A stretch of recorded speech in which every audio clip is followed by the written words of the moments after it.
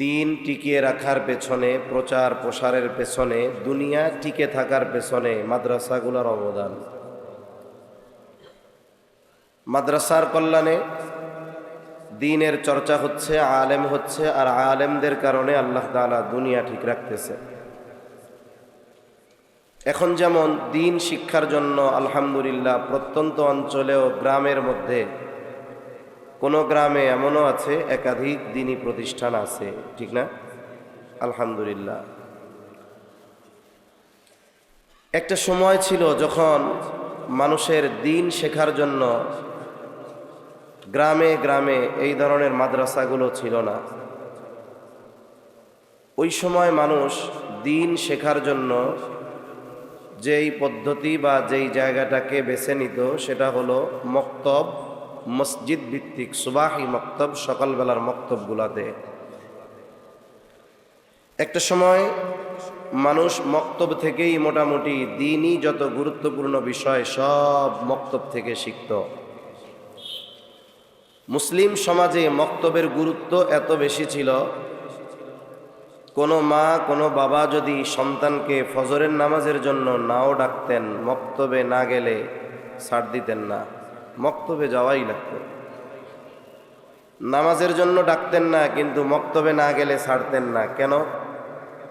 কারণ ওরে যে নামাজের সময় উঠায়া মসজিদে ফজরের নামাজ পড়তে পাঠাবে, নামাজটা তো শিখবে মক্তব থেকে। এজন্য মক্তবের গুরুত্ব মুসলিম সমাজে অনেক বেশি ছিল। আর আমরা আমাদের জীবনের গুরুত্বপূর্ণ শিক্ষাগুলো ওই সকালবেলার মক্তব থেকেই, অধিকাংশ মুরব্বী যারা আছেন আপনারাও শিখছেন, আমরাও ছোটবেলা মক্তবের ওই সময়গুলো পেয়েছি। সময়ের সাথে সাথে মসজিদ বাংলাদেশে বেড়েছে, কিন্তু মক্তব কমছে। যেই সমস্ত মসজিদগুলোর মধ্যে মক্তব আছে এর বড় একটা অংশ আছে মক্তব নিবু নিবু, কোনো মতে ঠেকায় পড়া মক্তব চলায় আর কি। অথচ একটা সময় প্রত্যেকটা মসজিদে প্রাণবন্ত মক্তব ছিল। ছোটবেলায় আমরা যখন মক্তবে যাইতাম 1 ঘন্টা 1.5 ঘন্টা 2 ঘন্টা মক্তব হইতো। কেন? কারণ ওই সময়গুলোতে কেজি স্কুল ছিল না, কিন্ডার গার্ডেন এগুলো ছিল না। প্রাইমারিতে যারা পড়ছেন আপনাদের খেয়াল থাকার কথা, 1-2তে যারা পড়তো এদের ক্লাসের টাইম 10টা থেকে 12টা, 3, 4, 5 12টা থেকে 4টা শেষ। আর এখন 4 বছর বয়স, বাপের নাম বলতে পারে না, বই 6টা, ক্লাস শুরু ফজরের নামাজের পরপর। সময়গুলোতে দীর্ঘ সময় মক্তব হতো, আমরা মক্তবে যাইতাম। মক্তব ছুটি হওয়ার আধা ঘন্টা 20 মিনিট 25 মিনিট আগে ছাত্রছাত্রীরা কোরআন শরীফ পড়ুক আর কায়দা পড়ুক, সিপারা পড়ুক, বোগদাদি কায়দা ছিল, আমপারা ছিল, যা পড়ে পড়ুক, সবাইকে এক জায়গায় ছুটির 20-25 আধা ঘন্টা আগে একত্রিত করা হইত। এই সময়টাতে আমাদেরকে কালিমায়ে তাইয়্যিবা, কালিমায়ে শাহাদাত, ইমানে মুজমাল, ইমানে মুফাসসাল, সূরা ফাতিহা, সাথে আরও 4টা সূরা, আত্তাহিয়াতু, দুরুদ শরীফ, দোয়ায়ে মাসুরা, বাথরুমে ঢোকার দোয়া, বের হওয়ার দোয়া, সালাম কালাম সহ মোটামুটি দৈনন্দিন জীবনে যেই দোয়াগুলো লাগে এগুলো আমাদের মক্তবে মিছিলের সাথে সাথে তালে তালে শেখানো হইতো। আনন্দে আনন্দে সবাই পড়তো। দেখা যাইতো যেই ছেলেটা দেখে দেখে কায়দা ঠিকমতো পড়তে পারে না, কিন্তু এই আধা ঘন্টা মিছিলের তালে তালে পড়ে নামাজের মাসলা মাসাইলগুলো, অজুর ফরজ, গোসলের ফরজ, নামাজের ফরজ, নামাজের ওয়াজিব, নামাজ ভঙ্গের কারণ, এইগুলো মোটামুটি কোরআন শরীফ পড়ার আগে পাক্কা নামাজি হতে যা লাগে ওই মিছিলের সাথে পড়ে পড়ে মুখস্থ করে করে ওগুলো তার আয়ত্তে চলে আসতো। আমি কি ভুল বলছি? যারা পড়ছেন মক্তবে তারা জানবেন। এই সময়গুলো ছিল আমাদের জীবনের সবচাইতে গুরুত্বপূর্ণ শিক্ষা, গুরুত্বপূর্ণ পড়া, গুরুত্বপূর্ণ সময়। তা এই কালিমাগুলোর মধ্যে একটা কালিমা আমরা পড়তাম যেটা হলো ইমানে মুফাসসাল। ইমানে মুফাসসাল ওলামায়ে কেরাম ছাড়া কে পারবেন বলতে? একটু বলেন তো। আলেম আপনি? কারি সাহেব, ইমাম সাহেব, মৌলানা সাহেব বাদে ওই যে মুরব্বী একজন হাত উঁচা করছে, আলহামদুলিল্লাহ। পরীক্ষা নেওয়ার দরকার নাই, কয়েক জায়গায় জিজ্ঞাসা করছি, লজ্জায় মনে চাইছে মাইক সাইডা চলে যাই।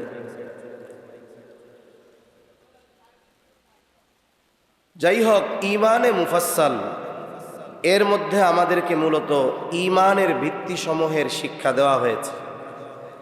ইমানে মুফাসসাল যেটা, এটা হলো ইমানের ভিত্তি। কিসের ভিত্তি একটু জোরে বলেন? ইসলামের ভিত্তি হলো 5টা। কয়টা? এই হুজুররা পাশ থেকে বললে হবে না তো, ওনারা তো আমাকে পড়াইব, বলবেন হলো আপনারা। ইমানের ভিত্তি কয়টা? নাকি ভাল লাগতেছে না? অন্য কিছু দরকার? একটা কিচ্ছা কাহিনী কই, কি কন? ইমানের ভিত্তি, ইসলামের ভিত্তি কয়টা? ইমানের ভিত্তি কয়টা? ইমানের ভিত্তি কয়টা? ইমানের ভিত্তি হলো 6টা। কয়টা? জোরে বলেন না, কয়টা? আমি বলার পরেই তো আপনাদের জিজ্ঞাসা করতেছি। আপনাদের সাথে আমার একটা আগে যোগসূত্র তৈরি করা দরকার, তো এরপরেই না কথাবার্তা। আপনারা কেমন, টোকা দিলে বাজেন কিনা এটা একটু দেখতে হবে না? এটা তো আমি জিজ্ঞাসা করার পরে আপনার কাছে জানতে চাচ্ছি ফিডব্যাক কেমন, যে প্রতি উত্তর আপনারা কেমন দেন। ইমানের ভিত্তি কয়টা? জোরে বলেন, কয়টা? 6টা। ইমানে মুফাসসাল যেটা, এটা হলো ইমানের ভিত্তি সমূহ এর মধ্যে আছে। ইমানে মুফাসসালটা কি? আমানতু বিল্লাহি ওয়া মালাইকাতিহি ওয়া কুতুবিহি ওয়া রুসুলিহি ওয়াল ইয়াউমিল আখিরি ওয়াল কদরি খাইরিহি ওয়া শাররিহি মিনাল্লাহি তাআলা ওয়াল বা'সি বা'দাল মাউত। এইখানে 7টি কালিমা আছে। কয়টা আছে? 1 নাম্বার আমানতু বিল্লাহ, আমি ঈমান এনেছি আল্লাহর উপর। 2 নাম্বার ওয়া মালাইকাতিহি, আমি ঈমান এনেছি তার ফেরেশতাগণের উপর। 3 নাম্বার ঈমান এনেছি ওয়া কুতুবিহি, তার নাজিলকৃত কিতাব সমূহের উপর।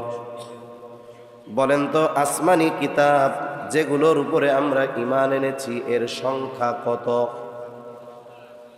104 খানার মধ্যে বড় কয়খানা? বড় 4খানা। উলামায়ে কেরাম বাদে কে আছেন এই 4খানা কিতাব কোন কোন নবীর উপরে নাজিল হয়েছে বলতে পারবেন? আলহামদুলিল্লাহ, হাত একটু উঠছে, এতে খুশি। এক জায়গায় জিজ্ঞাসা করছি, মোটামুটি মানুষজন ভালোই আছে। তা 4খানা কিতাবের নাম একটু কোন, কে আছেন? কোন নবীর উপরে কোনটা নাজিল হয়েছে? একজন খুব কষ্টে দাঁড়াইছে। 4 কিতাব 4 নবীর কাছে নাজিল হইতে বলতে গিয়া 3 বার ভুল হয়েছে। এর আগে কয়েকটা জিজ্ঞাসা করছি, পারি নাই। তা ওনারে খুশি হয়ে 200 টাকা হাদিয়া দিচ্ছে যে আপনি দাঁড়াইছেন তো। তা ওনারা আমারে বলতেছিল, হুজুর ওয়াজ কিন্তু খুব ভালোভাবে ভাড়াই ফেলতে হবে। তা আমি এইসব জিজ্ঞাসা কইরা জবানের মধ্যে তালা মেরে দিলাম। মিয়া, ইমানের ভিত্তি আসমানি কিতাবের উপরে ঈমান আনছেন, আমল বহুদূর। 4টা বড় কিতাব কোন কোন নবীর উপরে নাজিল হয়েছে এটা কইতে পারেন না। এজন্য অবস্থা আমাদের কি? আমরা ওয়াজ মাহফিলগুলাতে শুধু মনে করি 2 হাত দিয়ে কানে টান দিবে, টক ঝাল মিষ্টি ওয়াজ হবে, ভ্যারাইটিস খিচুড়ির মতো। খিচুড়ি যেমন বিভিন্ন জিনিস সবজি টবজি দিয়ে রানলে মজা, ওয়াজ এরকম মজা লাগবে। এজন্য ওয়াজ মাহফিলগুলো অধিকাংশ এখন হয়েছে এন্টারটেইনমেন্ট। এন্টারটেইনমেন্ট মানে হলো বিনোদন। বিনোদন বুঝেন? মানুষ সিনেমা, নাটক, নভেল, নাটক এগুলো কেন দেখে? পাপ তো হয়, দেখে বিনোদনের জন্য। ওয়াজ মাহফিল কি ওই জন্য নাকি? ওয়াজ মাহফিলে দিন শিখব কিছু, অথবা কমপক্ষে দিন শেখার আগ্রহ নিয়ে বাড়ি ফিরতে হবে। অথচ আমাদের ওয়াজ মাহফিলগুলো এমন হয়, ফজরের নামাজ কাজা, অবস্থা খারাপ।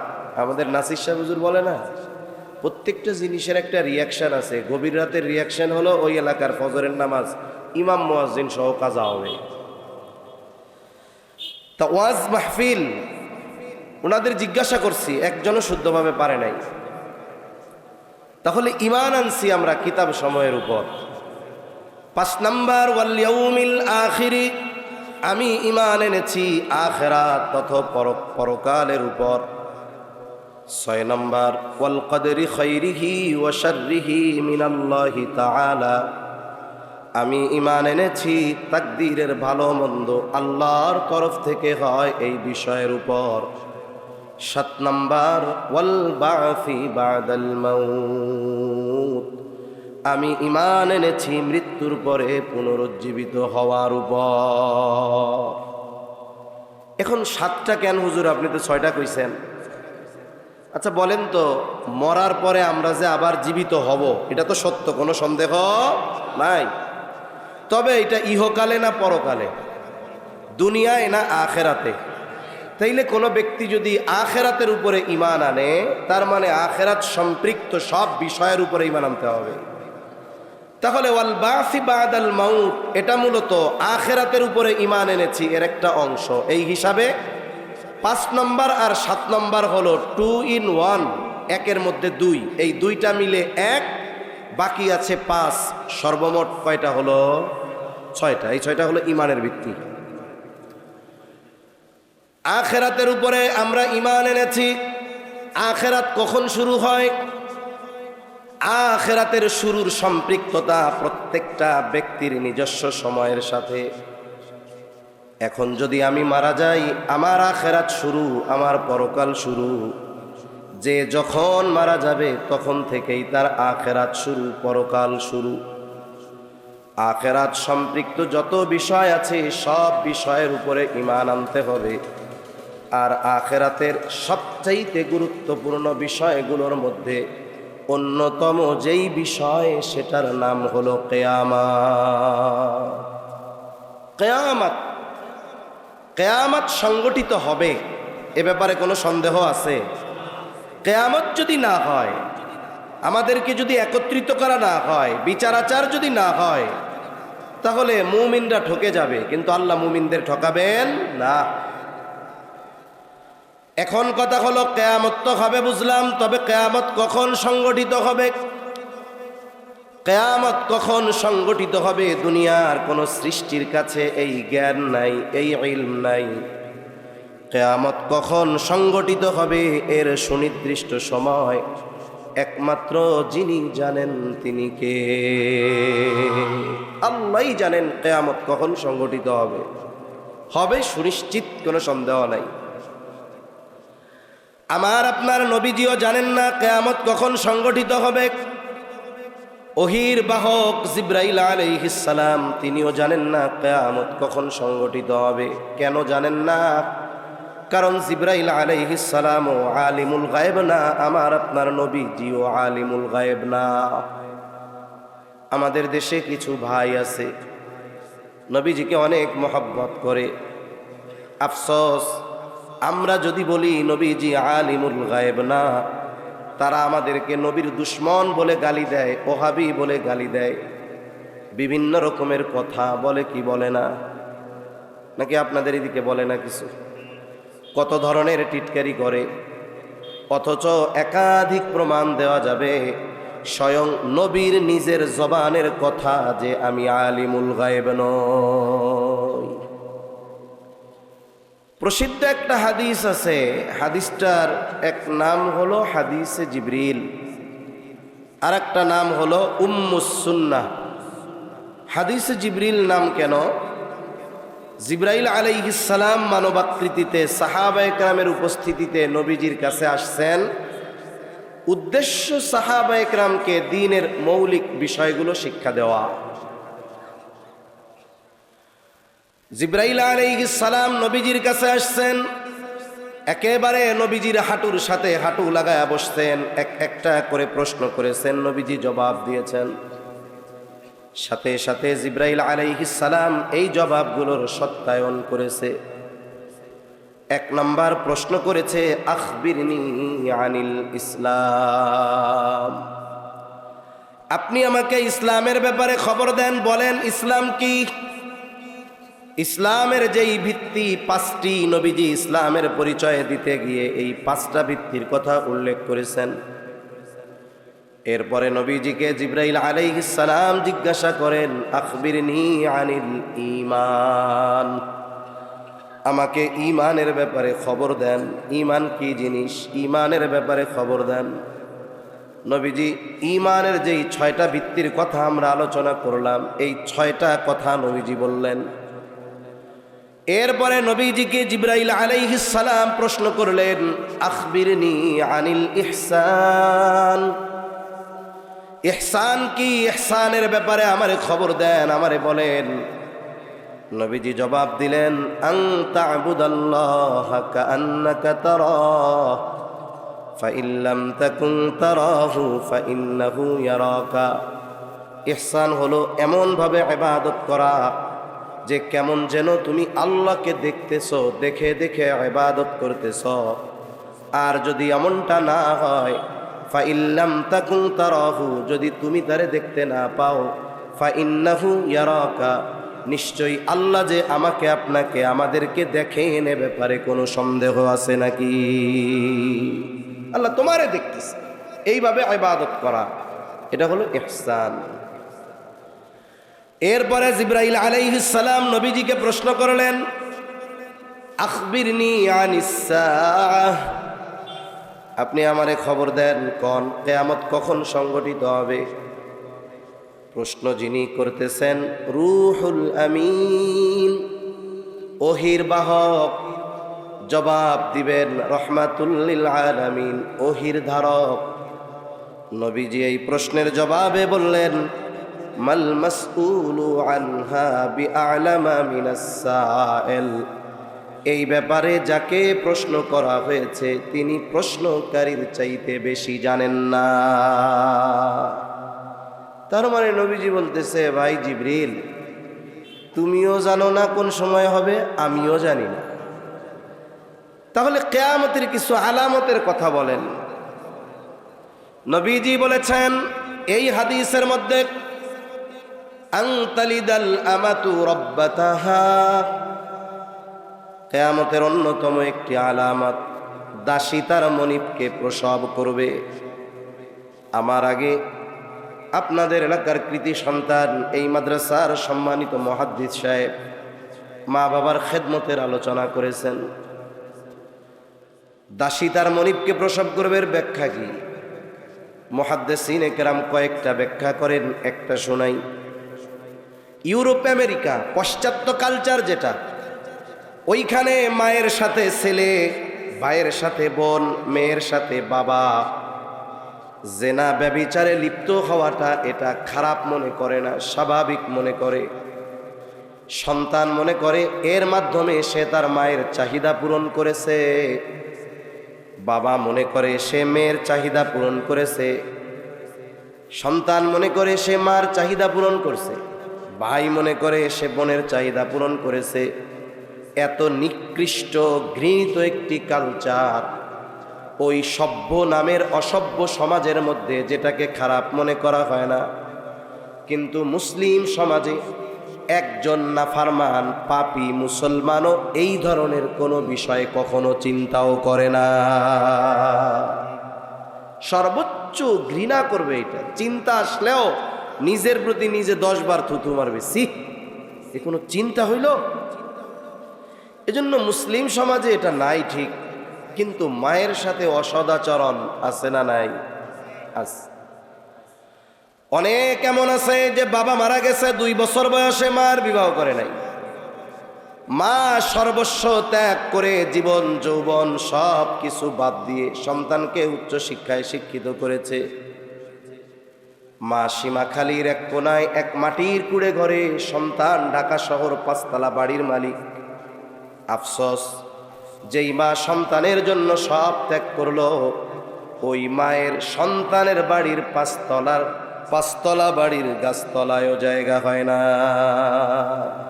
অনেক ফ্যামিলি এমন আছে, যেই বেলা মা কাজ করে ওই বেলা খাবার দেয়, কাজ না করলে খাবার দেয় না। একটু বৃদ্ধ বেশি হয়েছে, একাধিক ভাই, এইবার পরামর্শ কইরা চিন্তা করবে যে মা আমার কাছে থাকুক, ও বলবে আমার কাছে থাকুক না, ভাইরা মাশওয়ারা কইরা পরামর্শ কইরা ঘরে পড়া বৃদ্ধ মাকে বস্তায় বইরা গাড়িতে নিয়ে সদস্য মোবাইল দূরে ফালায় দিয়েস। এমনও ঘটনা আমাদের দেশে অনেক ঘটছে। এগুলো কিয়ামতের আগে বাড়বে, কিন্তু খবরদার, বাড়বে বাড়ুক, তবে আমাদের দ্বারা যেন এই ধরনের অপরাধ না হয়। আল্লাহ হেফাজত করেন বলি আমিন। তাহলে হাদিসটার অংশ বলার মূল উদ্দেশ্য হলো কিয়ামত কখন সংগঠিত হবে নবীজিও জানেন না, জিবরাইল আলাইহিস সালাতু ওয়াস সালামও জানেন না কিয়ামত কখন সংগঠিত হবে। আমি আপনাদের খেদমতে কিয়ামত আলামত সম্পৃক্ত একটা হাদিস আপনাদের খেদমতে পাঠ করেছি। নবীজি সাল্লাল্লাহু আলাইহি ওয়াসাল্লাম এই হাদিসের মধ্যে 6টা বিষয়ের কথা উল্লেখ করেছেন। নবীজি বলেছেন, এই 6টি বিষয় যতক্ষণ না সংগঠিত হবে ততক্ষণ কিয়ামত সংগঠিত হবে না। কয়টা বিষয়? জোরে কোন কয়টা? 6টা। আমার মাথা ব্যথা, আমি আসছি যখন শুয়ে শুয়ে আসছি তো, জ্বর ঠান্ডা এইসব জায়গা দিয়ে ব্যথা, সর্দিতে এই জায়গা দিয়েও ব্যথা হয়ে গেছে, কথা বললেও ব্যথায়, জোরে বললে ব্যথায়, নামাজে রুকুতে গেলে মনে হয় যে মাথা ছিঁড়ে গেল। খাওয়ার পরে একটা নাপা এক্সট্রা খাইছি, আলহামদুলিল্লাহ, আল্লাহর রহমতে একটু জ্বর ছাড়ছে, ঘাম ঘাম আসতেছে। এজন্য বেশি সময় আমি আপনাদের কষ্ট দিব না, কারণ আমি নিজেই অসুস্থ। কিন্তু সমস্যা হলো কি, বর্তমান সময়ে মানুষ দোষ ত্রুটি অন্বেষণে খুব উস্তাদ। মনে করেন এক মাহফিলের পোস্টারে 4 জন ওয়াইজের নাম আছে, এর মধ্যে একজন আছে মনে করেন হাফিজুর রহমান সিদ্দিক কুয়াকাটার হুজুর, বাকি 3 জন যে আছে এদের পাবলিক চিনে না। তা কুয়াকাটা হুজুর যেই মাহফিলে আছে ওই মাহফিলে অন্য বক্তা থাকলেই কি না থাকলেই কি, ঠিক কিনা বলেন? ঘটনাক্রমে পোস্টারের 4 নাম্বার বক্তা যে কেউ চেনে না, দেখেও নাই, ওই বক্তা আসে নাই। পরের দিন কিছু লোক বলবে, দেখছো ওই যে ওয়াজ করতে হলো, ওই যে 4 নাম্বার নামে ছিল না ওই বক্তা, কিন্তু দাওয়াত না দিয়ে নাম দিয়ে রাখছে। অথচ উনি না আসায় মাহফিলের কোনো ক্ষতি হয়েছে? কিছুই হয় নাই, কিন্তু ওই যে দোষ ধরতে হবে, যে বাহানা একটা খুঁজে বের করে। এখনের মানুষের সমস্যা হলো কয়েকটা চিন্তা করে মানুষ। 1 নাম্বার, যদি না আসে তাইলে চিন্তা করে দাওয়াত মনে হয় ঠিক মতো দেয় নাই, এই হলো আয়োজকদের উপরে বদ ধারণা। দ্বিতীয় চিন্তা করে বক্তা মনে হয় তাইলে টাকা পয়সা আর এক জায়গায় বেশি পেয়ে গেছে গা, চিন্তা করছে মাদ্রাসার মাহফিল কয় টাকা দিব, ওই এক সংগঠনের মাহফিলে গেছে চট্টগ্রাম, ওই জায়গায় অনেক টাকা দিব, এই যে উঠায় দিছে গুজব। এখন না আসার কারণে, না আসলে কি ক্ষতি?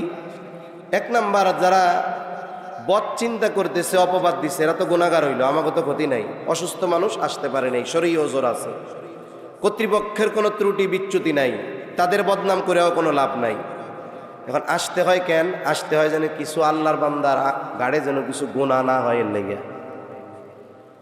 এজন্য আমি এর তো আজকে ভালো, আরও অসুস্থতার মধ্যে মাহফিলগুলোর মধ্যে গেছি, যাই আর দেখা সাক্ষাৎ করে অল্প কথা বলে আসছি। তা আজকে একটু আগের চেয়ে ভালো আছি, তাও তো অসুস্থ, এজন্য বেশি সময় কষ্ট দিব না ইনশাআল্লাহ। একটু খেয়াল দিয়ে আপনারা শুনলে অল্প সময়ের মধ্যে কথা শেষ হয়ে যাবে। তাহলে কয়টা বিষয়ের কথা নবী বলছেন সংগঠিত না হওয়া পর্যন্ত কিয়ামত হবে না? কয়টা বিষয়? 6টা। 1 নাম্বার, قال رسول الله صلى الله عليه وسلم لا تقوم الساعة حتى يقبض العلم। নবীজি সাল্লাল্লাহু আলাইহি ওয়াসাল্লাম বলেন, ততক্ষণ পর্যন্ত কিয়ামত সংগঠিত হবে না যতক্ষণ না ইলম উঠিয়ে না নেওয়া হবে। তার মানে কিয়ামতের আগে ইলম উঠিয়ে নেওয়া হবে। ইলমের উৎস কি? ইলমের উৎস কোরআন হাদিস, তাই না? কোরআন সুন্নাহ ইলমের উৎস। এই কথাকে কেন্দ্র করে একটা সময়ে গ্রামের মানুষ বলতো, কিয়ামতের আগে আল্লাহ কোরআন হাদিস উঠায় আনিব। এরকম কথা আপনারা শুনছেন? তা আমরা ছোটবেলায় এক গল্প শুনতাম, গল্প সত্য না মিথ্যা তখন তো বুঝতাম না। গল্প বলতো যে কিয়ামতের আগে আল্লাহ কোরআন হাদিস উঠায় আনিবে। তা চিন্তা করতাম, পৃথিবীব্যাপী এত কোরআন এত হাদিস, এগুলো আল্লাহ উঠায় নিবে কেমনে? তো ওনারা আর একটা গল্প বলতো। গল্প কি গল্প? বলে একদিন ফজরের নামাজে ইমাম ইমামতের জন্য দাঁড়াবে। তা তাকবীরে তাহরিমা আল্লাহু আকবার বলে নামাজ শুরু করবে, সানা পাঠ করবে, আউযু বিল্লাহ বিসমিল্লাহ পড়বে। বলেন তো ইমাম সাহেব সানা বাঁধার পর, সানা পড়ার পর, আউযু বিসমিল্লাহ পড়ার পর যেই সূরা পড়ে সেই সূরার নাম কি? ইমাম সাহেব জেহরি কেরাত ফজরের নামাজে জোরে তিলাওয়াত করবে, কিন্তু কি ব্যাপার ইমাম সাহেব ঠায় দাঁড়ায় আছে, কিছু কয় না। যখন কোনো ইমাম সাহেব পড়া ভুলে যায় অথবা তার নামাজে কোনো ভুল হয়, পেছন থেকে মুসল্লিরা সতর্ক করে দেয়। মুসল্লিরাও মুখ দিয়া সূরা ফাতিহা উচ্চারণ করতে পারবে না। ইমামও দাঁড়ানো, মুসল্লিও দাঁড়ানো, গল্প। ইমাম সাহেব এবার নামাজ ছেড়ে দিয়ে মসজিদের তাক থেকে কোরআনুল কারীমটা হাতে নিবে, সূরা ফাতিহার উপরে একটু নজর বুলানোর জন্য। সূরা ফাতিহা দেখার জন্য কোরআন হাতে নিয়ে খুলবে। হায় হায়, সে দেখবে কোরআনের পাতাগুলো আছে, তবে কোরআনে কোনো লেখা নাই, সাদা হয়ে গেছে। তো কয় যে এক রাত্রে এইভাবে সারা পৃথিবীর কোরআন হাদিসের এই লেখাগুলো আল্লাহ উঠায় নিয়ে যাবে, এইভাবে ইলম আল্লাহ উঠায় নিবে। এটা আগের বলতো আর কি। আসলে আল্লাহ তাআলা ইলম এইভাবে উঠাবেন না, তাহলে ইলম আল্লাহ কিভাবে উঠায় নিবেন?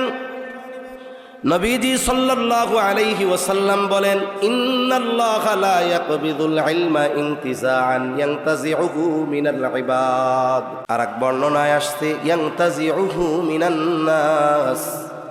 আল্লাহ তাআলা তার বান্দার অন্তর থেকে একত্রে ইলম আল্লাহ উঠায় নেবেন না।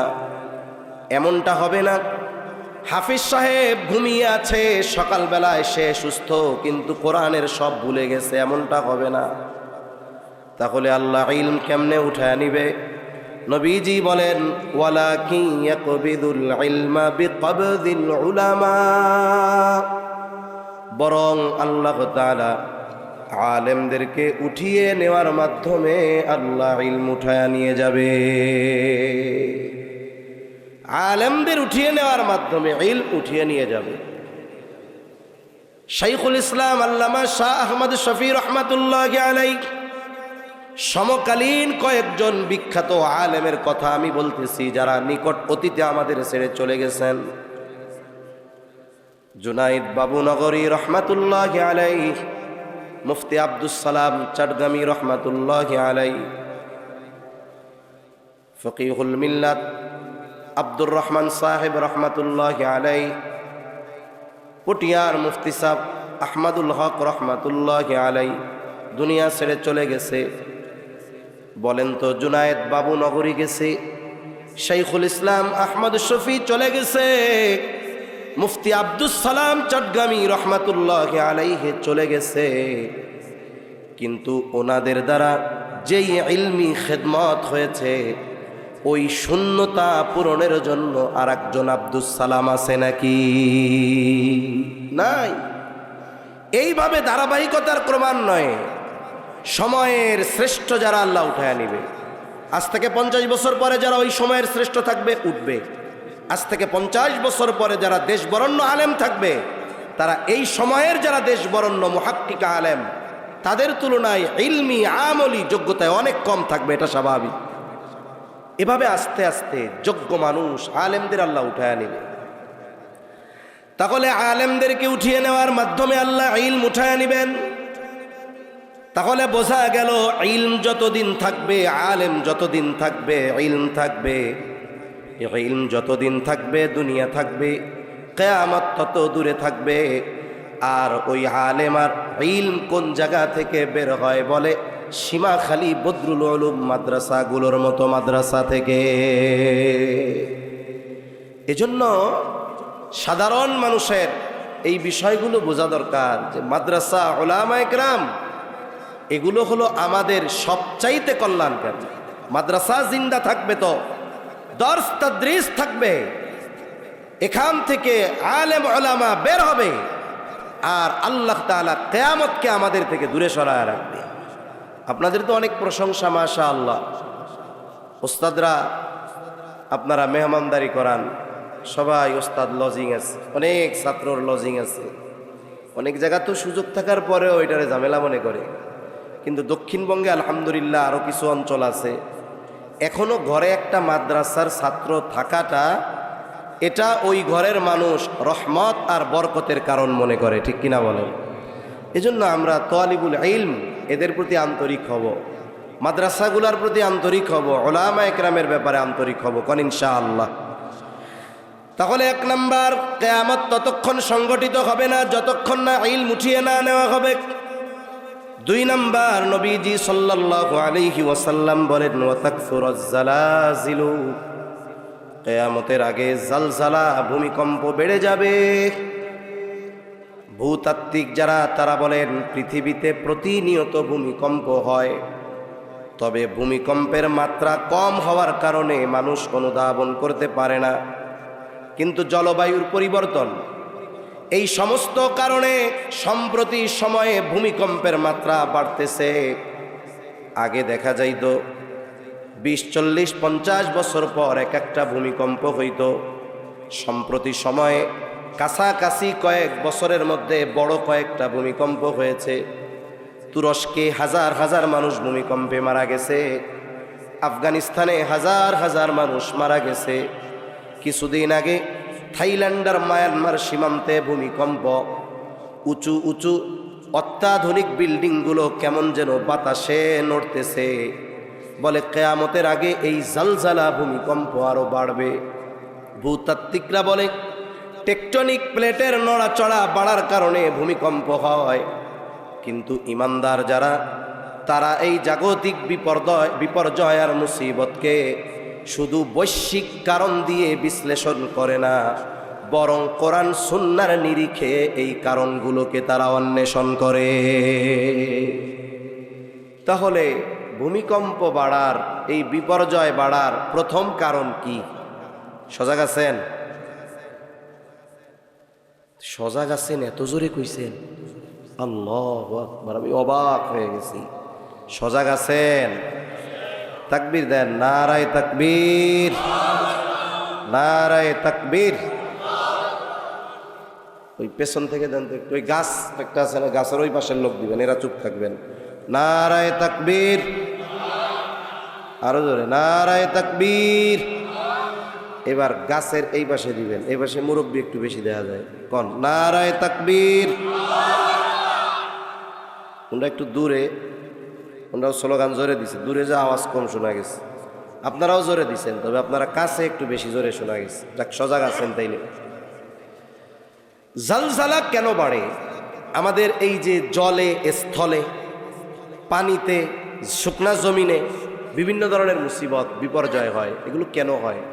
আল্লাহ তাআলা বলেন যাহারাল ফাসাদু ফিল বাররি ওয়াল বাহরি বিমা কাসাবাত আইদিন নাস।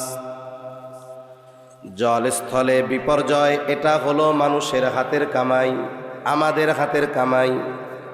জলে স্থলে যত বিপর্যয় হয়, পানিতে কি হয়? বলে সিডর, আইলা, লাইলা, সুনামি, জলোচ্ছ্বাস, এগুলো মানুষের হাতের কামাই।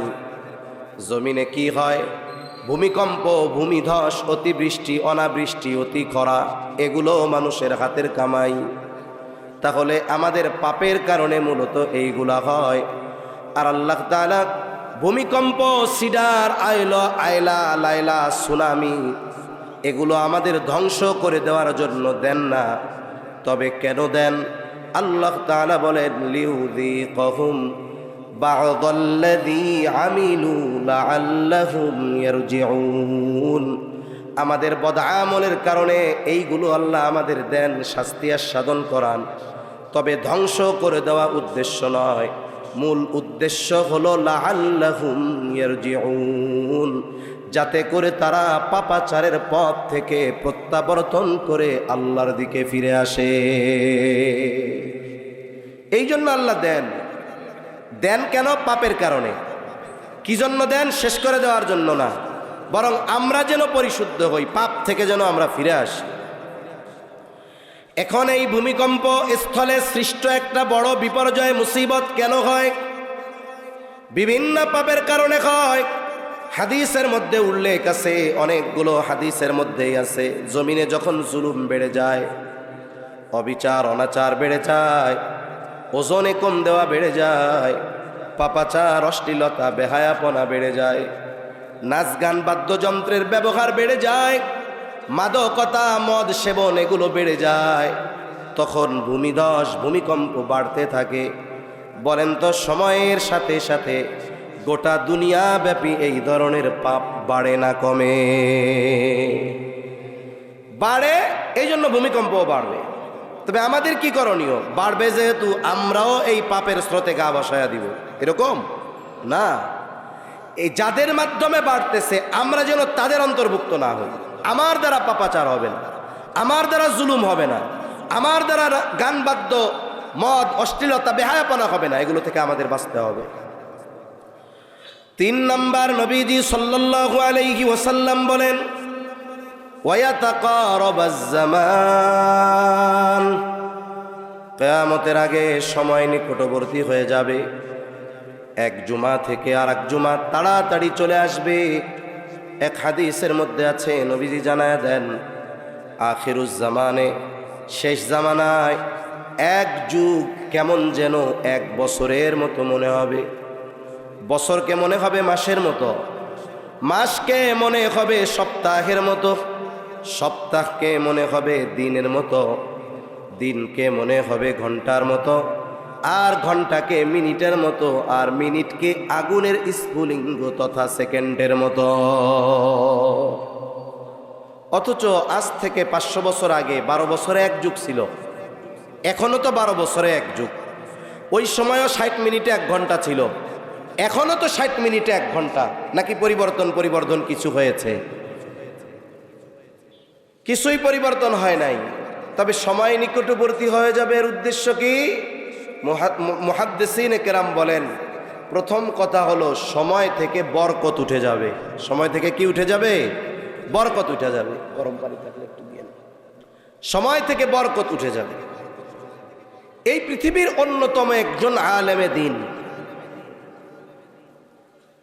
শাইখুল ইসলাম আল্লামা তাকি উসমানী দামাত বারকাতুহুমুল আলিয়া হযরত সময়ের মূল্যায়ন নিয়ে বয়ান করতে গিয়ে বলেন, সময় হলো এমন এক নেয়ামত, ব্যক্তির ব্যবহারের কারণে সময় প্রলম্বিত হয়, ব্যক্তির ব্যবহারের কারণে সময় সংকুচিত বরকতহীন হয়ে যায়।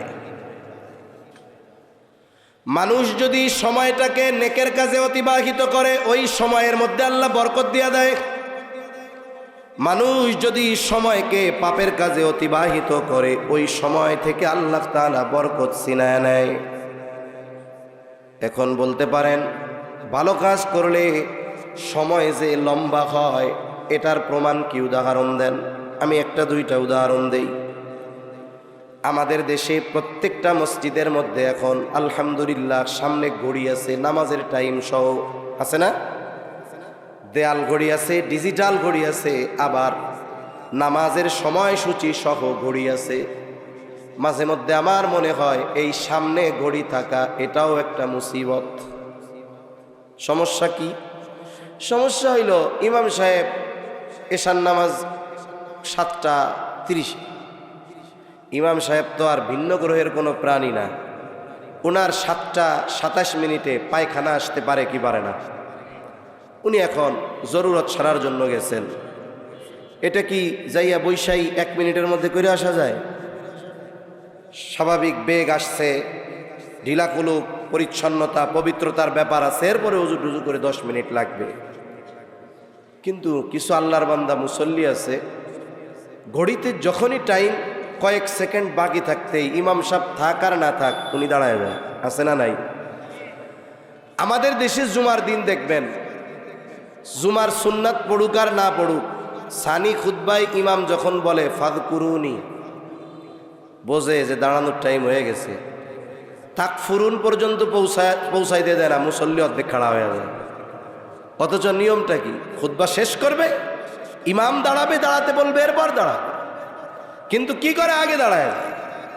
যারা হারমাইন মক্কা মদিনায় গেছেন, সব মসজিদগুলো এক সিস্টেম। ওয়াক্ত কখন এটার সময় আছে, কিন্তু নামাজে দাঁড়াবে কখন এটা ইমামের ইচ্ছাধীন।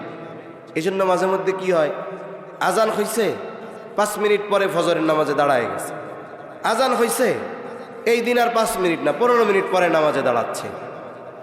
তারপরেও মানুষের একটা বিবেক চিন্তা তো আছে, কিন্তু জামাতে দাঁড়ানোর সুনির্দিষ্ট সময় এটা ইমামের হাতে। আমাদের মুসল্লিদের সমস্যা এই, ইমাম দাঁড়ানোর আগে ঘড়ির টাইম দেখে পট করে দাঁড়ায় যাবে। উল্টা ইমাম সাহেব যদি বৈশাও থাকেন, নামাজেও থাকেন, কারোর সাথে যদি জরুরি কোনো কথা থাকে, ওঠেন ওঠেন ওঠেন সময় হয়ে গেছে, ওঠেন ওঠেন ওঠেন, এটা বলা বেয়াদবি সোজা হিসাব, এটা বলা আদবের খেলাফ। কি জোরে বলেন?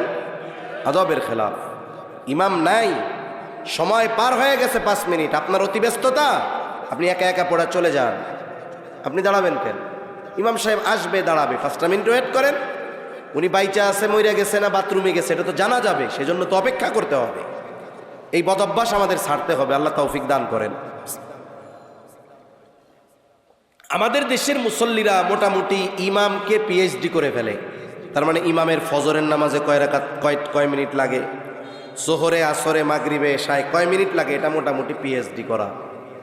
তা ওনাদের হিসাব, সামনে ঘড়ি আছে, ইমাম সাহেব ফজরের নামাজ 9 থেকে 10 মিনিটে শেষ করে। ইমাম সাহেব তাকবিরে তাহরিমা বলার পর থেকে নিয়ে 5টা 20-এ নামাজে দাঁড়ালে 5টা 24-এ প্রথম রুকুতে যায়, প্রথম রাকাতের রুকুতে যায়।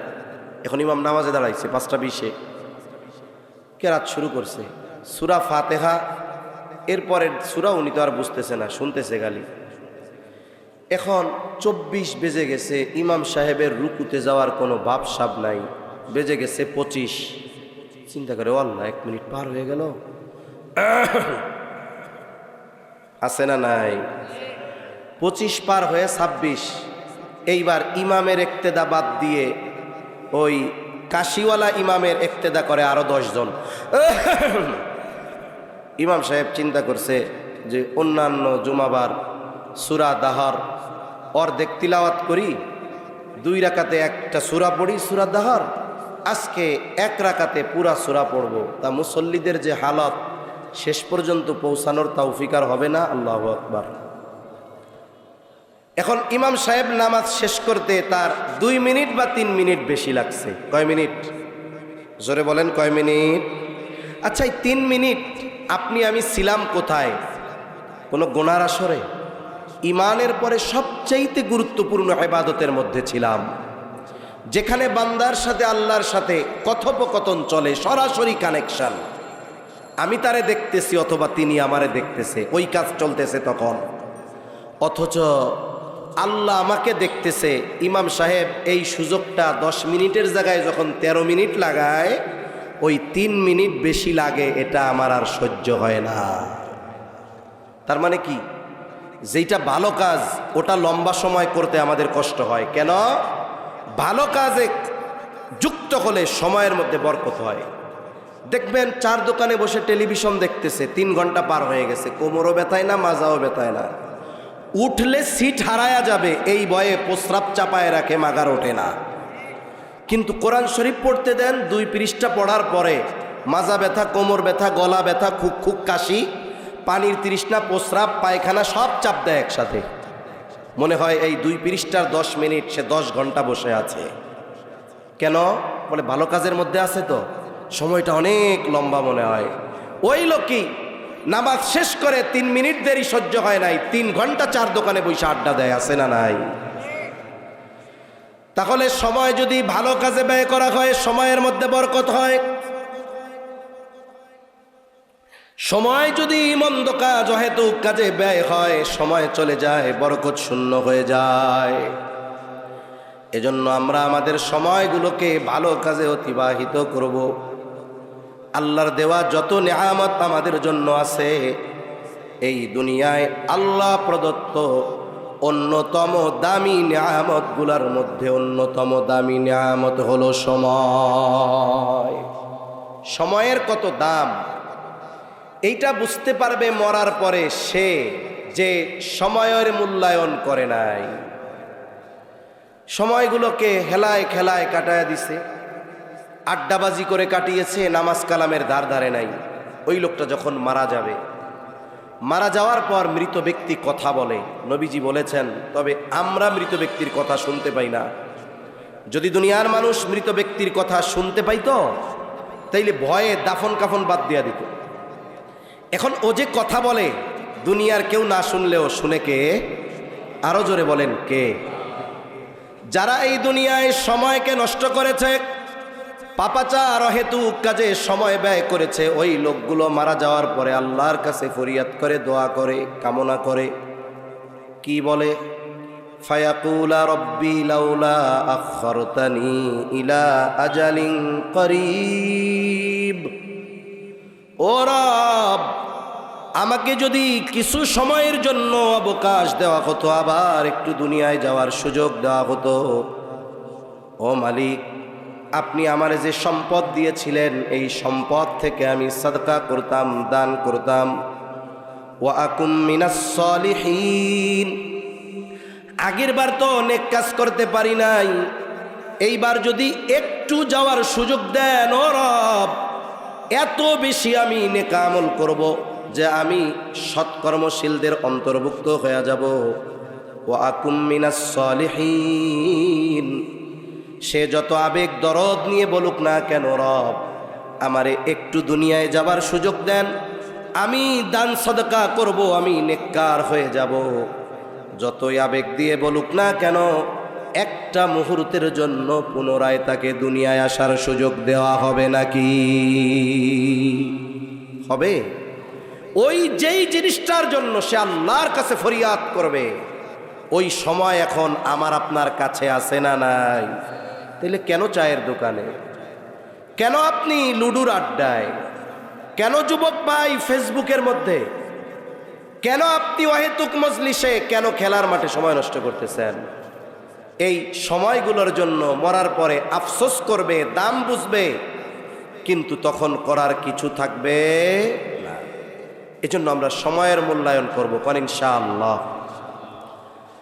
4 নম্বর, নবীজি সাল্লাল্লাহু আলাইহি ওয়াসাল্লাম বলেন, ওয়াতাযহারুল ফিতান, কিয়ামতের আগে ফিতনা প্রকাশ পাবে। মুহাদ্দিসিনে কেরাম বলেন এখানে উদ্দেশ্য হলো দাজ্জালের আগমন, দাজ্জালের ফিতনা। কিয়ামতের আগে একের পর এক বিভিন্ন ফিতনা আসবে, কিন্তু সবচেয়ে বড় ফিতনা হলো দাজ্জালের ফিতনা। এই উম্মতের জন্য সবচেয়ে বড় ফিতনা দাজ্জালের ফিতনা। নবীজি উম্মতের প্রতি বড় রহম দিল, উম্মত যেন এই ফিতনায় পতিত না হয়, নবীজি এই জন্য পেরেশান আমল শিখায় দিয়েছেন। নবীজি জানায় দেন, যে ব্যক্তি জুমার দিন সূরা কাহাফের তিলাওয়াত করবে, কমপক্ষে প্রথম 10 আয়াত তিলাওয়াত করবে, আল্লাহ রব্বুল আলামিন দাজ্জালের ফিতনা থেকে তাকে হেফাজত করবে। কোন সূরা? সূরা কাহাফ, একটু বড় সূরা। আপনি পুরা সূরা পারেন না, কমপক্ষে 10 আয়াত পড়েন। 10 আয়াতও পারেন না, যদি মাদ্রাসার মুহতামিম সাহেব হুজুরে আইসা বলেন, জুমার দিন হুজুর আমলটা তো করা দরকার, পড়তেও পারি না, এক কাজ করেন, একজন ছাত্রের দিয়া অথবা ইমাম সাহেবরে দিয়া জুমার পরে 10টা আয়াত আমাকে যেন পড়া শোনায়। 1 মিনিট বা 1.5 মিনিট লাগবে।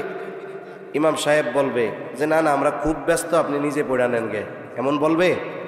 বরং আরো খুশি হবে যে আমার এলাকার মুসল্লিরা, মুসলমানেরা সূরা কাহাফের আমলের ব্যাপারে কত গুরুত্ব আরোপ করতেছে।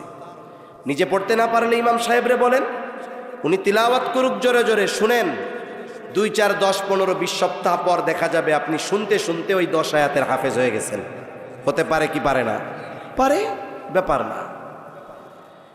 এই আমলটা ধারাবাহিক করার ব্যাপারে আমাদের বুজুর্গানে দিন গুরুত্ব দিয়ে বলেন, সূরা কাহাফ এমন এক আমল যেটা দাজ্জালের মতো মহা ফিতনা থেকে উম্মতকে আল্লাহর রহমতে হেফাজত করতে পারে। তবে দাজ্জাল হঠাৎ করে চলে আসবে না। দাজ্জাল আগমনের আগে এই উম্মতের পর একের পর এক ফিতনা আসবে। সাধারণ মানুষ যারা, সত্য মিথ্যা নির্ণয় করা কঠিন হয়ে যাবে, কোনটা হক কোনটা বাতিল পার্থক্য করা কঠিন হয়ে যাবে। অনেক সাধারণ মুসলমান ফিতনার সমুদ্রে হাবুডুবু খাবে। বুজুর্গানে দিন বলেন, কোন আল্লাহর বান্দা যদি এই সূরা কাহফের আমল ধারাবাহিকতা বজায় রাখে, আশা করা যায় যে আমল তাকে দাজ্জালের ফিতনা থেকে হেফাজত করবে। আশা করা যায় আল্লাহর রহমতে দাজ্জাল আগমনের আগে যত ধরনের ফিতনা এই পৃথিবীতে আসবে, সূরা কাহফের আমলের বদৌলতে আল্লাহ তাআলা তাকে হেফাজত করবে।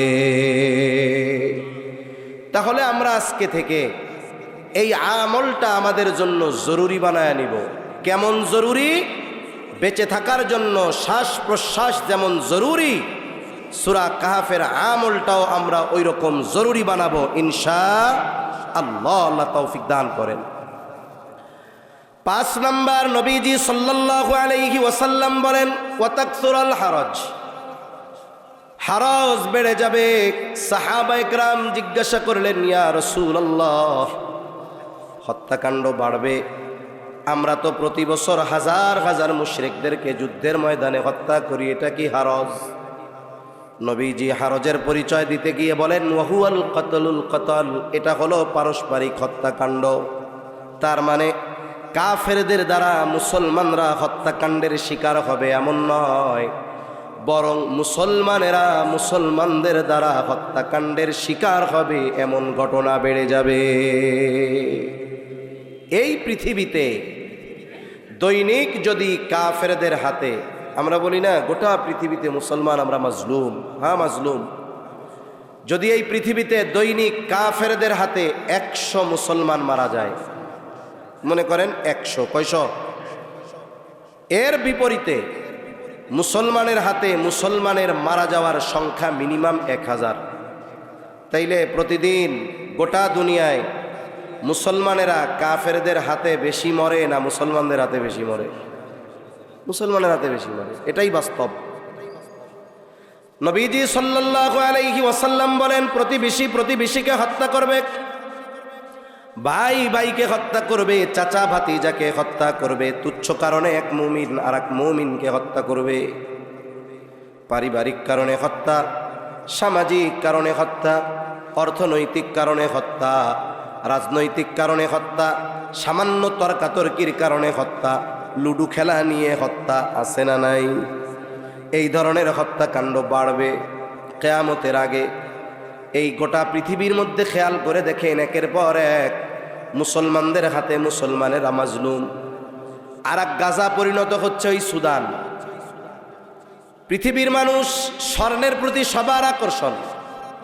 দেখবেন স্বর্ণকারেরা যখন বিজ্ঞাপন দেয় আমাদেরকে বলে এটা হলো দুবাই 22 ক্যারেটের গোল্ড, দুবাইয়ের 22 ক্যারেট। সারা পৃথিবীর মধ্যে দুবাই গোল্ডের একটা সুনাম। এই দুবাই গোল্ডের 80%, শতকরা 80 ভাগ স্বর্ণ এই দুবাইয়ের শাসকেরা ওই আফ্রিকার দেশ সুদানের একটা অঞ্চল থেকে ছিনতাই করে নিয়ে আসে।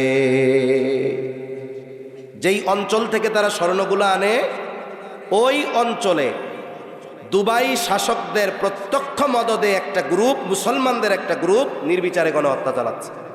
ওই এলাকা থেকে ওদের বের করে দিবে, ওরা দখল নিবে এবং স্বর্ণগুলো নিয়ে ওরা মজুত করবে। এই যে হত্যাকাণ্ড চালাচ্ছে মুসলমানদের প্রত্যক্ষ মদদে, অস্ত্রের সহায়তায়, আর এক মুসলমানেরা অন্য মুসলমানদের উপরে ব্রাশ ফায়ার চালাচ্ছে, গণহত্যা চালাচ্ছে। সময়ের সাথে সাথে মুসলমান মুসলমানকে হত্যা করছে, পারস্পরিক হত্যাকাণ্ড বাড়ছে।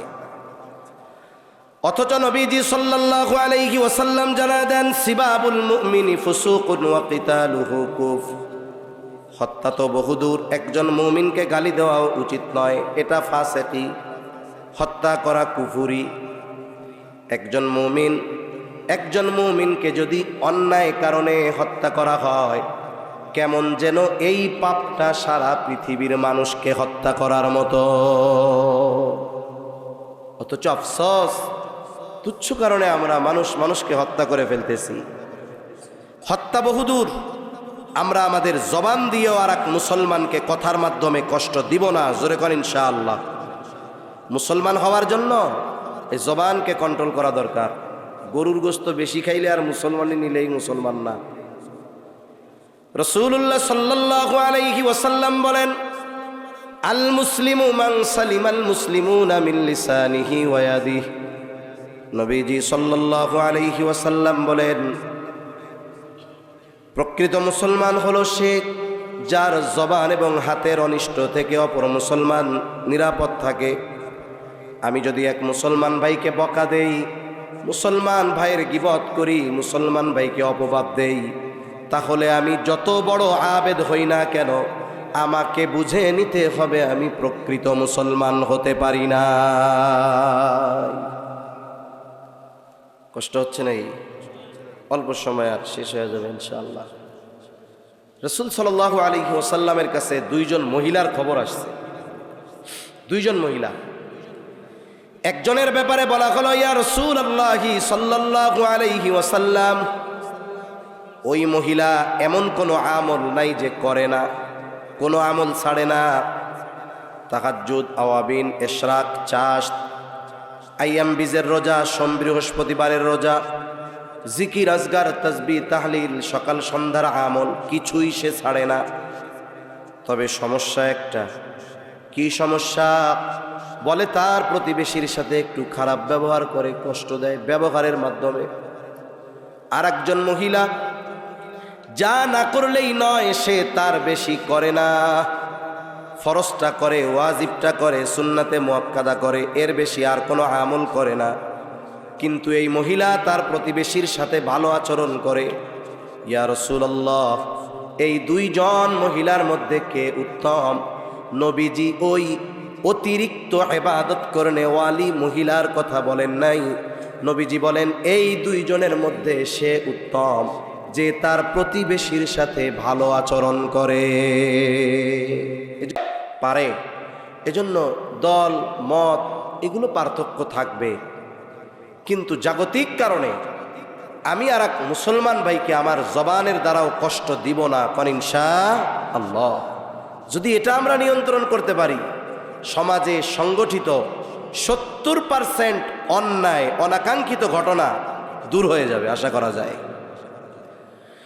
6 নম্বর, নবীজি সাল্লাল্লাহু আলাইহি ওয়াসাল্লাম বলেন, হাত্তা ইয়াকসুরা ফীকুমুল মালু ফায়াফিদু, ততক্ষণ কিয়ামত সংগঠিত হবে না যতক্ষণ না মানুষের সম্পদ উপচিয়ে পড়বে, একজন মানুষ ওই পৃথিবীতে গরিব থাকবে না।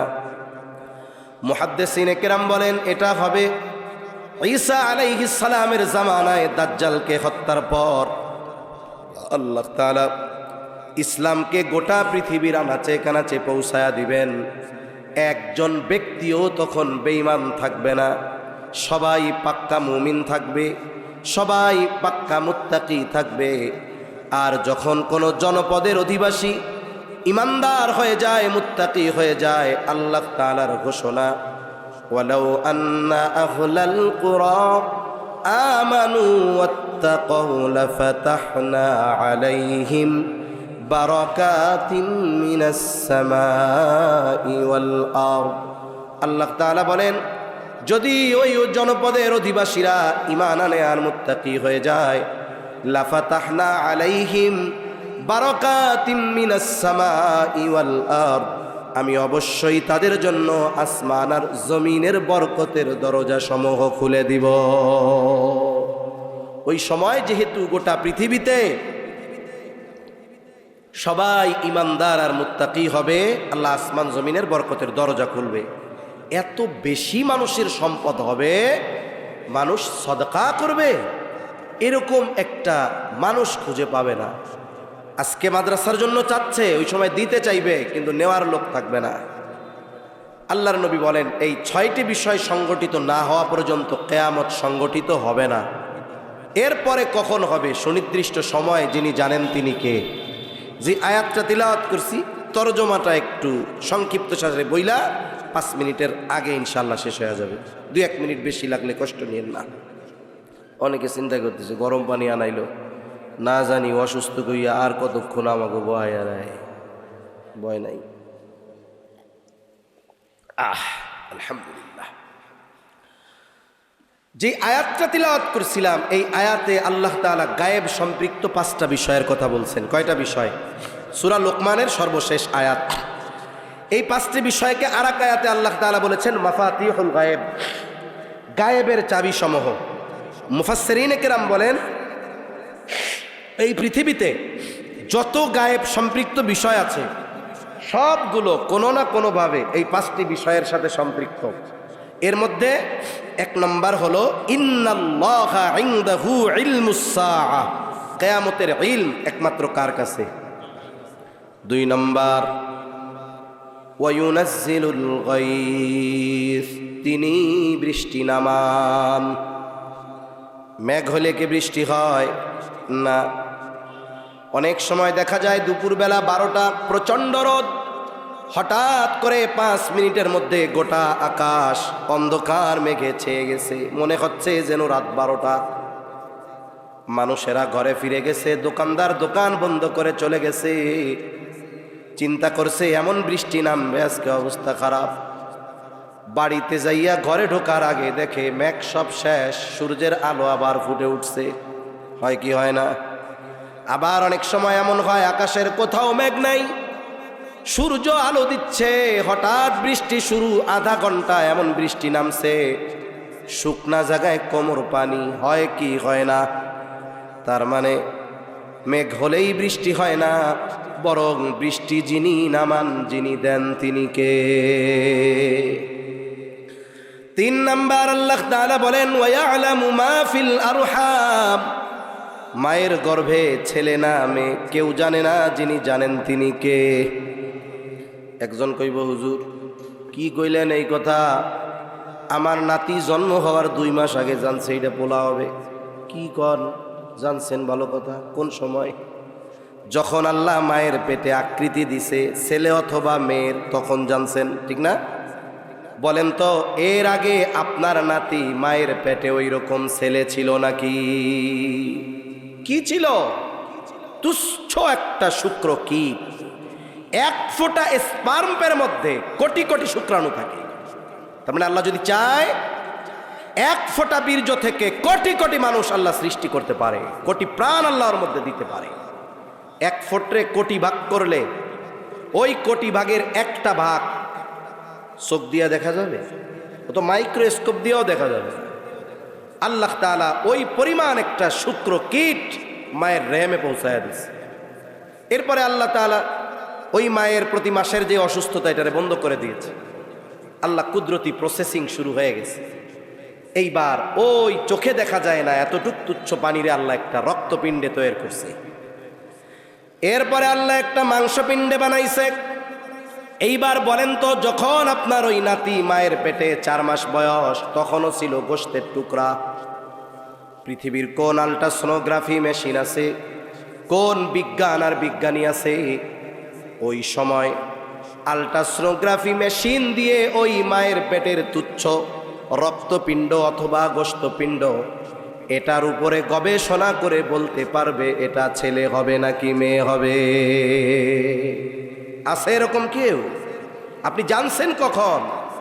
যখন গর্ভের বয়স প্রায় 5 থেকে 6 মাস হয়েছে, এরপরে আল্লাহ যখন আকৃতি দিয়েছে তখন জেনেছেন। কিন্তু যখন মাংসপিণ্ড ছিল, আপনি আমি কেন, দুনিয়ার কোনো বিজ্ঞান বলতে পারবে না এই মাংসের টুকরাটা ছেলে হবে না মেয়ে হবে। কিন্তু যিনি জানেন তিনি কে? আরো জোরে বলেন কে? আল্লাহ ওই সময়ও জানে।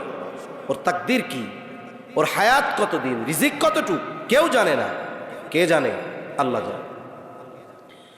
এরপরে আল্লাহ তাআলা বলেন ওয়ামা তাদরি নাফসুম মাযা তাকসিবু গাদা, কেউ জানে না আগামীকাল সে কি উপার্জন করবে, কেউ আমরা জানি না।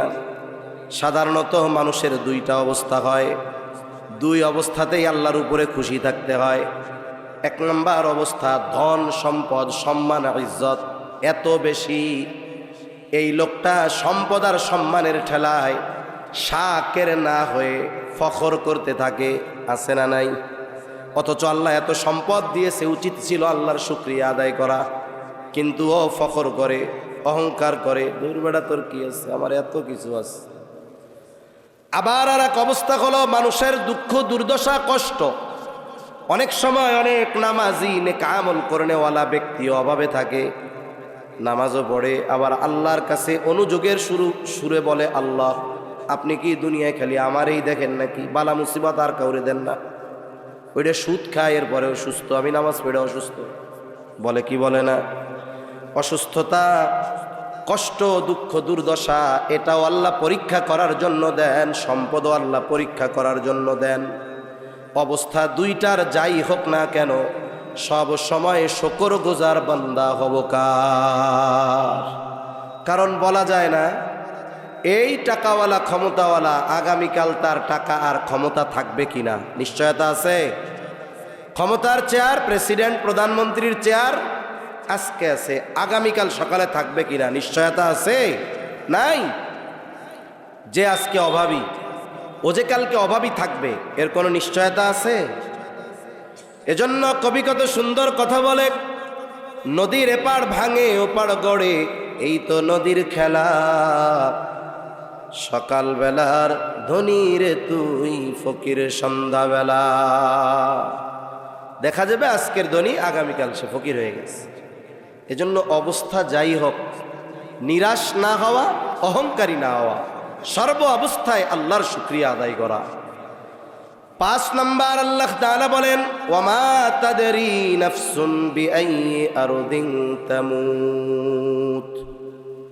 আল্লাহ তাআলা বলেন কেউ জানে না কোন জমিনে তার মৃত্যু হবে।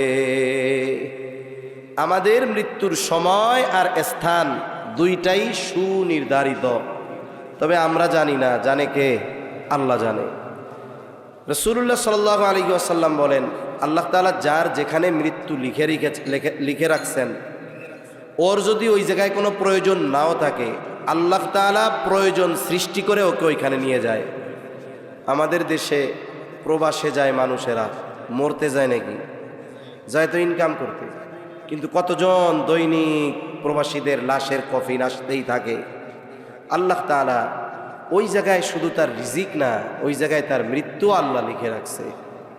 এজন্য আমাদের মৃত্যু আর সময় সুনির্ধারিত, তবে আমাদের জানা নাই। জানা আছে আগামীকাল সূর্যোদয় দেখতে পারবো কিনা, নিশ্চয়তা আছে? বাড়ি পর্যন্ত ফিরতে পারবো কিনা, নিশ্চয়তা আছে? কোনো নিশ্চয়তা নাই। এজন্য কি দরকার? দরকার হলো যেহেতু এই জিনিসটা সুনিশ্চিত, তবে সুনির্ধারিত সময় আমাদের জানা নাই, যে কোনো টাইম আসতে পারে, হতে পারে, সেহেতু ওই জিনিসটার জন্য সর্বদা প্রস্তুত থাকাটাই হলো বুদ্ধিমানের কাজ, ঠিক কিনা বলেন? তো সম্মানিত উপস্থিতি, এই 5টা বিষয়কে বলা হয় মাফাতিহুল গায়েব, গায়েবের চাবিসমূহ। আর আমরা ইমানদার। আমাদের পরিচয় আল্লাহ তাআলা কোরআনুল কারীমের সর্ববৃহৎ সূরা সূরা বাকারার শুরুতেই দিতে গিয়ে বলেন, আল্লাযীনা ইউমিনুনা বিল গায়েব। মুত্তাকি ইমানদার কারা? যারা গায়েবের উপরে ঈমান আনে, বিশেষ করে পরকালের উপরে ঈমান। এটা আমাদের মজবুত হওয়া দরকার। কেন? কারণ পরকাল, আখিরাত, কিয়ামত, বিচার দিবস, এগুলোর ব্যাপারে যার যত বিশ্বাস বেশি, দুনিয়ার কাজ তার তত সুন্দর বেশি, আমল তত সুন্দর বেশি। দুনিয়ার মানুষ, আমাদের যদি সবার এই চিন্তা থাকে যে দুনিয়ার আইনের চোখ ফাঁকি দেওয়া যায়, ফাঁক ফকর দিয়ে বের হওয়া যাবে, কিন্তু আল্লাহর আদালতে ফাঁকি দেওয়ার সুযোগ আছে? দুনিয়ায় হয়তো কারো কাছে জবাবদিহিতা বা হিসাব দেওয়া লাগবে না, কিন্তু আল্লাহর কাছে জবাবদিহিতা আর হিসাব দেওয়া ছাড়া বাঁচা যাবে না। এজন্য আমরা আখিরাতের উপরে, কিয়ামতের উপরে, বিচার দিবসের উপরে আমাদের ঈমানকে পাকাপোক্ত করব ইনশাআল্লাহ। আমাদের এই জাগতিক জগতের চলাফেরা, আমল ইনশাআল্লাহ সুন্দর হয়ে যাবে। আল্লাহ সুবহানাহু ওয়া তাআলা আমাদের সবাইকে কথাগুলো বুঝবার তৌফিক দান করেন। সকলে বলি আমিন। ওয়া আখিরু দাওয়ানা আনিল হামদুলিল্লাহি রাব্বিল আলামিন। দোয়া হয়ে যাবে, দোয়া না করে চলে যায়েন না। দুরূদ শরীফ পড়ি। আল্লাহুম্মা সাল্লি আলা মুহাম্মদ ওয়া আলা আলি মুহাম্মাদিন কামা সাল্লাইতা আলা ইব্রাহিম ওয়া আলা আলি ইব্রাহিম ইন্নাকা হামিদুম মাজিদ। আল্লাহুম্মা বারিক আলা মুহাম্মাদিন ওয়া আলা আলি মুহাম্মাদ كما باركت على إبراهيم وعلى آل إبراهيم إنك حميد مجيد. الحمد لله رب العالمين والعاقبة للمتقين، الصلاة والسلام على خير خلقه محمد وعلى آله وأصحابه أجمعين. ربنا ظلمنا أنفسنا وإن لم تغفر لنا وترحمنا لنكونن من الخاسرين.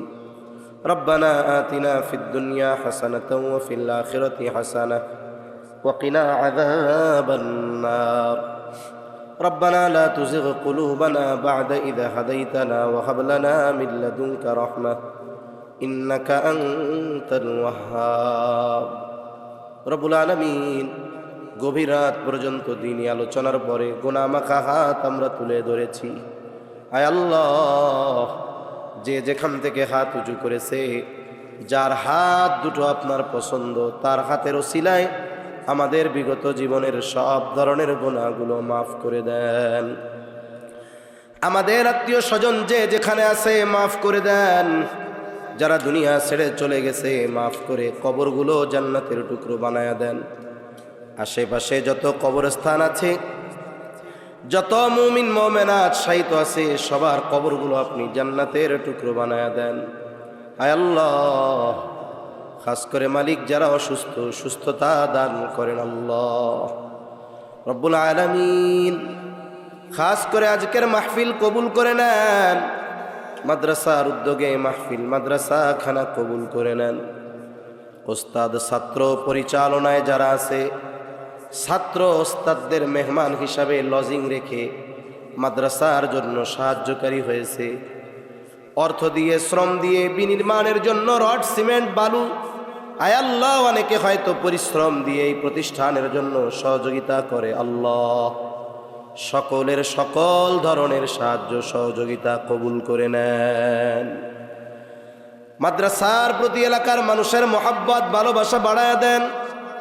মাদ্রাসার যত প্রয়োজনীয়তা আছে গায়বী খাজানা থেকে মেটানোর জিম্মাদারি আল্লাহ আপনি নিয়ে নেন। এই মাদ্রাসা সহ তামাম দুনিয়ার সকল মাদ্রাসাগুলো সকল প্রকার ষড়যন্ত্র চক্রান্ত থেকে আপনি হেফাজত করেন রব্বুল আলামিন। তামাম দুনিয়ার মুসলমানদের জানমাল আপনি হেফাজত করেন। গাজা, সুদান, উইগুরের মুসলমানদের হেফাজত করেন আল্লাহ। আপনি মাজলুমদের জন্য সাহায্যকারী হয়ে যান। মুসলমান ভাইয়ের পাশেও আমাদেরকে সশরীরে দাঁড়ানোর তৌফিক আল্লাহ আপনি দান করেন। তামাম দুনিয়ার মুসলমানদের এক হওয়ার তৌফিক দেন আল্লাহ। একে অপরের প্রতি হৃদ্রতা, ভালোবাসা আপনি বাড়ায় দেন। আয় আল্লাহ, পৃথিবীর যেখানেই মুসলমান কষ্টে জুলুমের শিকার হয়, ওই কষ্ট আমাদের সকলকে অনুভব করার মতো হৃদয় কলব আল্লাহ আপনি দান করেন রব্বুল আলামিন। অভাবীর অভাব দূর করে দেন। ঋণগ্রস্তের ঋণ পরিশোধের তৌফিক দেন। হারাম হালাল বেঁচে চলার তৌফিক দেন আল্লাহ। হালাল রুজি অন্বেষণের তৌফিক দেন। বেকার যারা আছে হালাল কর্মসংস্থানের ব্যবস্থা করে দেন। আয় আল্লাহ, বরকতময় প্রশস্ত রিজিক দেন। রিজিক সংকীর্ণতা দিয়ে মালিক আপনি আমাদের পরীক্ষা নিয়েন না রব্বুল আলামিন। আমরা যারা হাত উঁচু করেছি, খাস করে আমাদের মধ্যে হয়তো অনেকের মা নাই, অনেকের বাবা নাই। আয় আল্লাহ, মা বাবা কত বড় নেয়ামত, যার নাই সে বোঝে মা বাবা কত বড় নেয়ামত।